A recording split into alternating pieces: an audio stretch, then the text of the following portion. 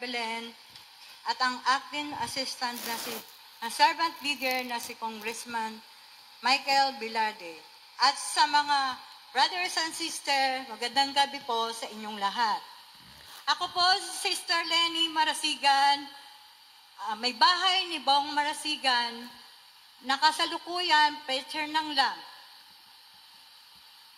Ang aking patutuo ay ang kabutihan at pagpapala at katapatan ng Panginoon sa aming buhay, pamilya. 1988, nakilala ko si Yahweh El Shaddai sa pamamagitan ng aking biyanan na babae na umaten po sa San Pedro Coliseum. Isinama po kami ng aking biyanan, ng aking asawa, kung saan na po kami nakakarating. Mga anniversary sa Luneta, PACC, at Pocar Cheated.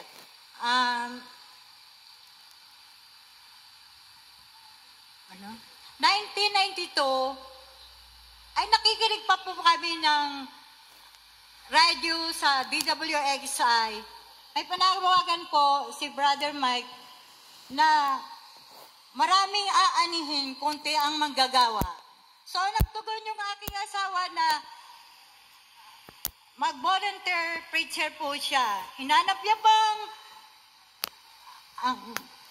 ang gawain sa Amorsolo at tumugon po siya.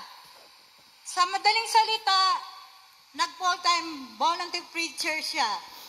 At sa ngayon, tuloy-tuloy kami nag-aatin ng gawain. Tapos po, mga anak ko, nagkaroon po kami ng 5 anak na sila po nag-aaral habang lumalaki, nag-high school sila at saka nag-college. Kulang na po ako sa budget. Ang sabi ko po sa aking asawa, maghanap na siya ng trabaho dahil kulang na kulang po ako sa budget. Na-assign po siya ng probinsya.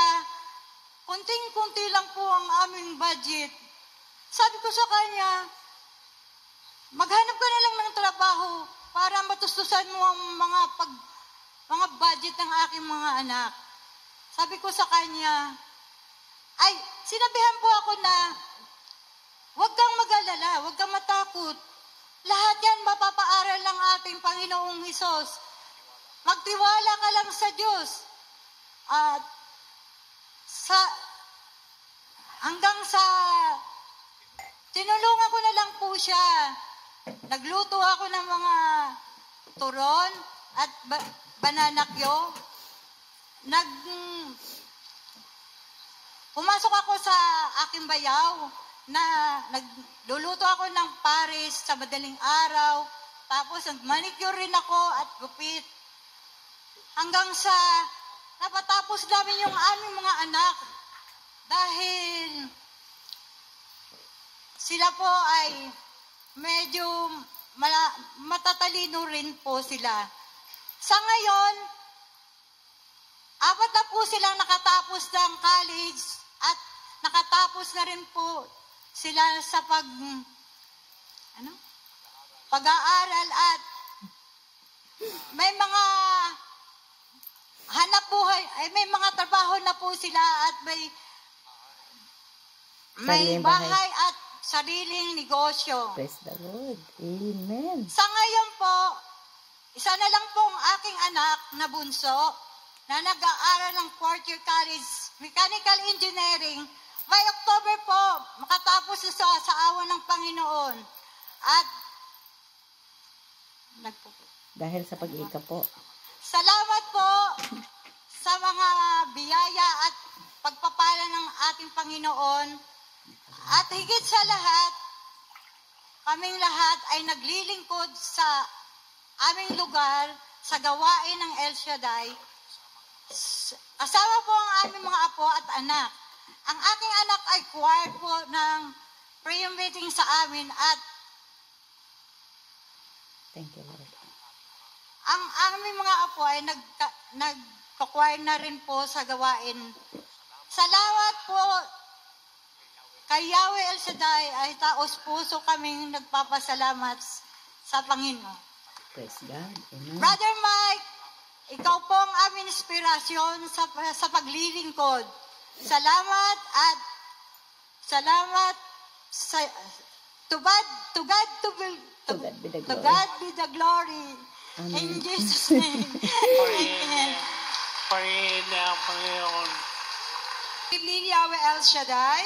Good evening, Brother Mike. Good evening sa inyo pong lahat. Magandang gabi po. At lalo na po sa pamilya Velarde. Ako po si Sister Edith Tano, sister wife po ni Brother John D. Tano. Isa po siya sa mga PFCC 24 disciple. Ayan. So maraming salamat po. Kami po ay nagpapasalamat po na kami ay na-invite po dito para ma-share po namin yung aming blessing na tanggap at para maging inspiration po yung aming pagpapala at sa lahat po ng mga bagay na kung saan ay pinagkaloob po sa amin ni Yahweh El Shaddai. Ipagpapatotoo ko lang po, paano po kami tinawag ni Yahweh El Shaddai. So dalaga pa lang po ako po ay laging nasa Amorsolo po. So, tatlo po kami magkakaibigan na kung saan ay naghahanap po kami ng boyfriend. Yan. Kasi para po kasi kaming manawawala na po kami sa kalendaryo. So tatlo po kami magkakaibigan. Yung dalawang kaibigan ko po nakapag-asawa na. So ako po ang naiwan.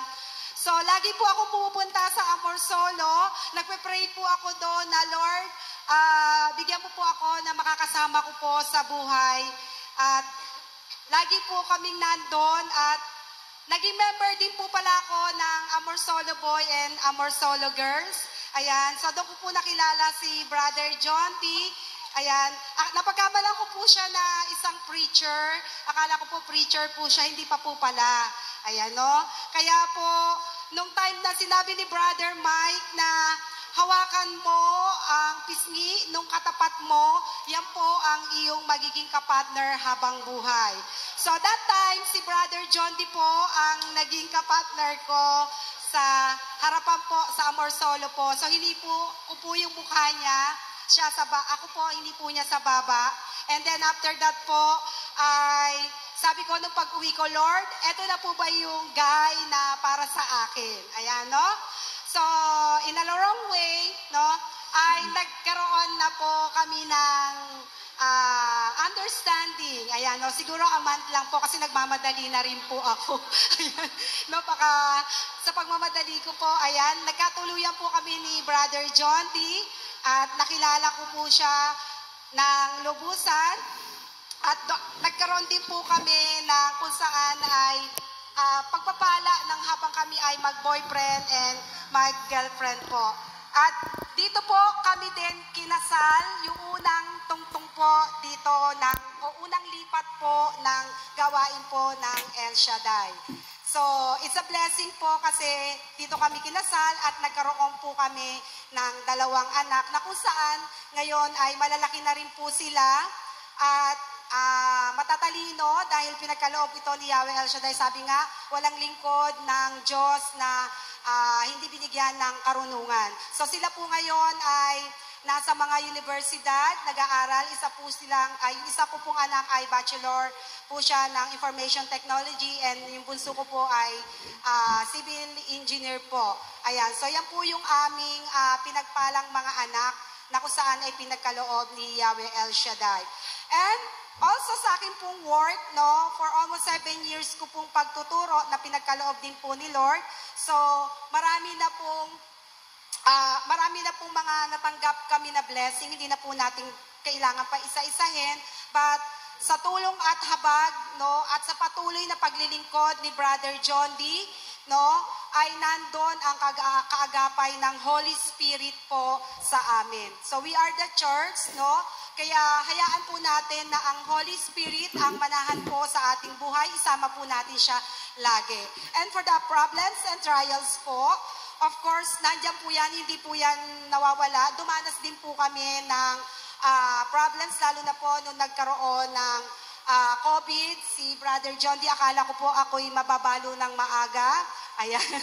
Pero sa tulong at habag ng Diyos, lumaban po. Ayan, kasi kumbaga talagang nag-50-50 ang kanyang buhay. Pero sa tulong ng mga prayers po ng kapatiran, ayon, siya po ay binigyan muli ng pagkakataon ng buhay ng ating Yahweh El Shaddai. So, and the other po na pagpapala po na pinagkaloob ni Yahweh El Shaddai po sa amin ay siguro po pag nakagraduate na po yung mga anak po namin, magpapatotoo po ulit kami at isi-share po namin yung mga other blessing po. Kaya Lord, maraming salamat po sa iyo at let us, the Holy Spirit upon us, isama po natin lagi ang Holy Spirit upang i-guide po tayo kung saan po tayo lalalim sa ating pananampalataya. To God be the glory. In Jesus' name, amen. Purihin ang Panginoon